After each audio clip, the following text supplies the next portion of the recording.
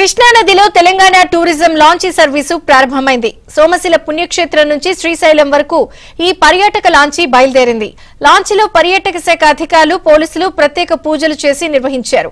జెండా ఊపి లాంచీని అధికారులు ప్రారంభించారు.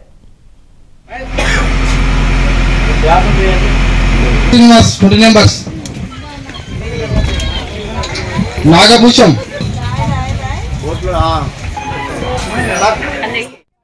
ఈసారి పర్యాటకులను మరింత ఆకర్షించాలి, పర్యాటకులను ఎక్కువ వర్తించుకోవాలి. ఈ సోమశిల ఆధ్యాత్మిక ప్రదేశాన్ని తెలంగాణ రాష్ట్రంతో పాటు దేశంలో విస్తరింపజేయాలని తిరుపతి కృష్ణారావు గారు శనివారం రోజు, అదేవిధంగా మంగళవారం నాడు, అదేవిధంగా గురువారం ఒక వారంలో 3 ట్రిప్పులు ఈ యొక్క లాంచ్ నడపాలని ఆదేశించడం జరిగింది.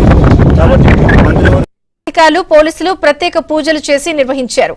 జెండా ఊపి లాంచీని అధికారులు ప్రారంభించారు.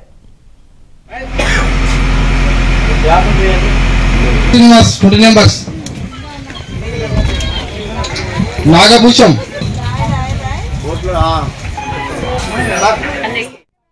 ఈసారి పర్యాటకులను మరింత ఆకర్షించాలి, పర్యాటకులను ఎక్కువ వర్తించుకోవాలి. ఈ సోమశిల ఆధ్యాత్మిక ప్రదేశాన్ని తెలంగాణ రాష్ట్రంతో పాటు దేశంలో విస్తరింపజేయాలని తిరుపతి కృష్ణారావు గారు శనివారం రోజు, అదేవిధంగా మంగళవారం నాడు, అదేవిధంగా గురువారం ఒక వారంలో 3 ట్రిప్పులు ఈ యొక్క లాంచ్ నడపాలని ఆదేశించారు.